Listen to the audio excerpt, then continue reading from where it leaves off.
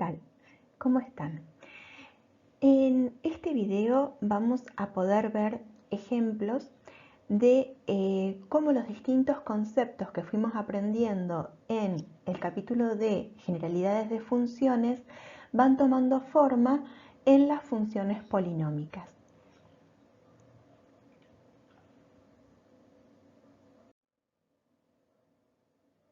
Habíamos dicho entonces que teníamos una definición de función, la que no cambia, que cuando graficábamos una función podíamos verificarlo por la prueba de la recta vertical.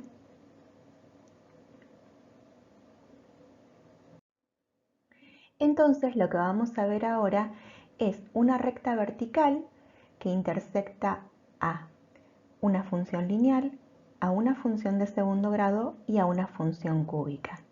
Veamos que esas intersecciones son en un único punto porque son funciones. Habíamos visto que en una función podíamos definir el dominio y lo que vamos a ver ahora es que cuando conocemos la ecuación de la función podemos hablar también de su dominio de otra manera, con todos los x que podemos hacer la cuenta. ¿Por qué? Porque hay ecuaciones que con determinados x no se pueden hacer las cuentas. Entonces van a ir al dominio solamente los x con los que podamos hacer las cuentas. Por ejemplo, en la función cúbica podemos hacer la cuenta con todos los reales. En la función de segundo grado también. Y en la función lineal también. Por esta razón decimos que las funciones polinómicas tienen dominio real.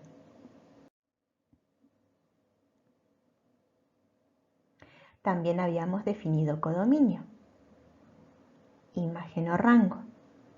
Y estas definiciones siguen sin cambiar. Lo que vamos a poder observar ahora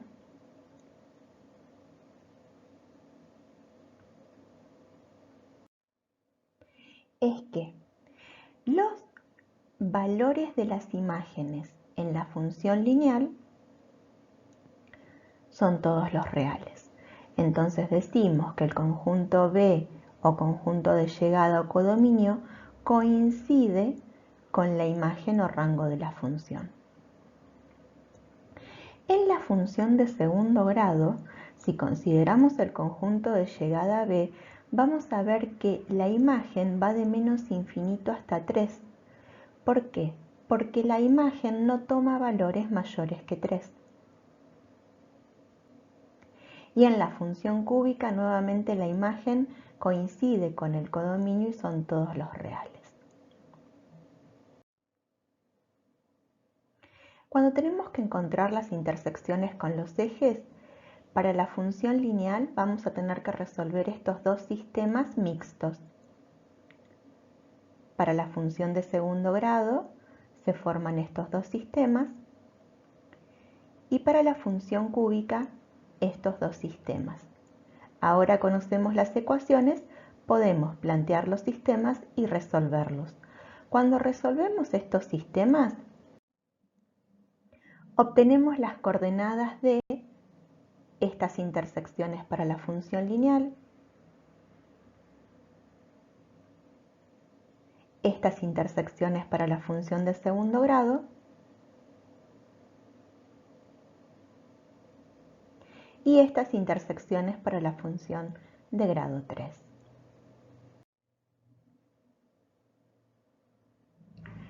Cuando hablamos de función creciente, habíamos dicho que de izquierda a derecha íbamos a graficar hacia arriba y con la decreciente de izquierda a derecha íbamos a graficar hacia abajo.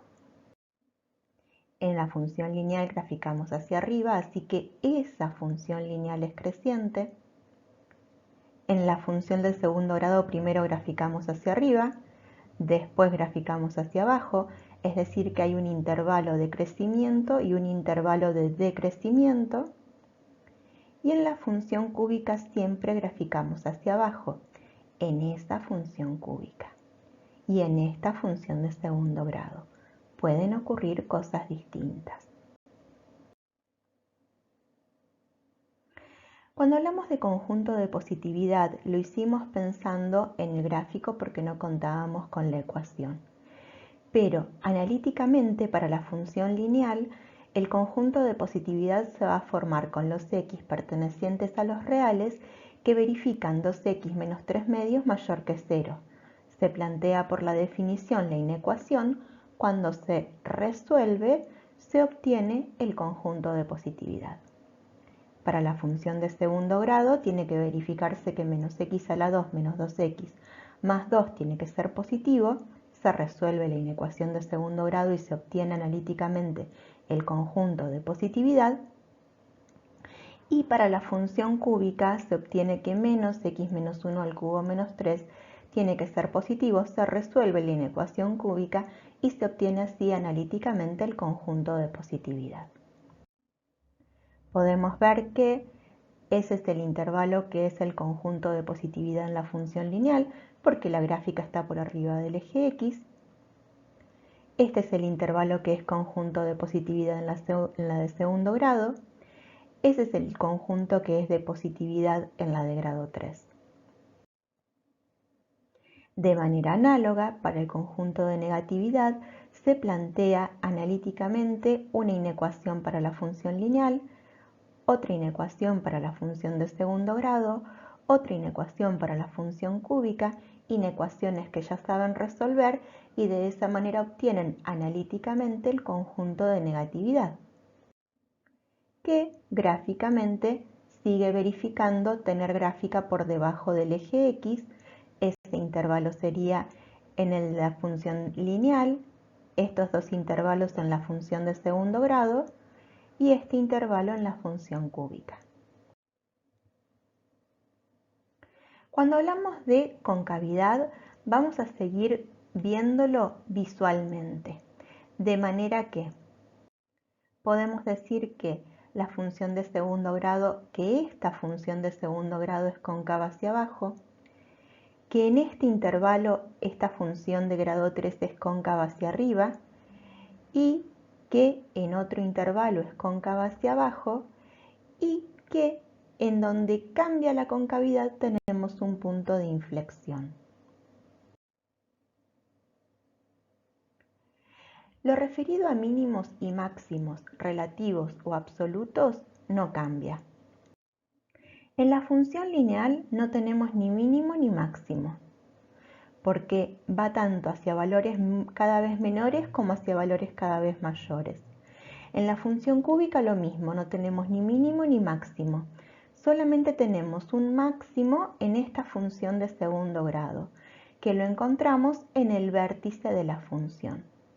Si tuviéramos una función de segundo grado con ramas hacia arriba, tendríamos un mínimo en el vértice. Respecto a asíntotas en las funciones polinómicas, no hay nada para decir, solamente que no tienen asíntotas.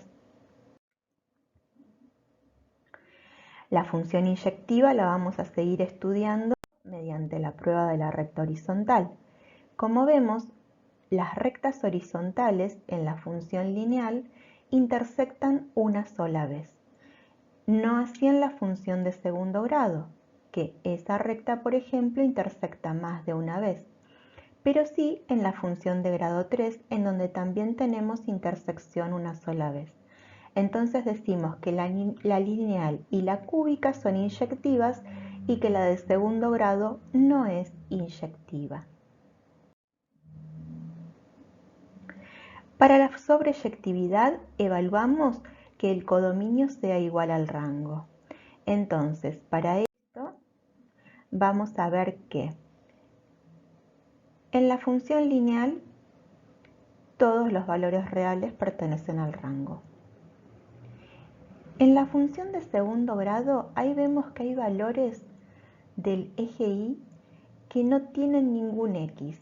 Entonces decimos que el codominio y el rango no coinciden. Y en la función cúbica, todos los valores de Y son valores del rango.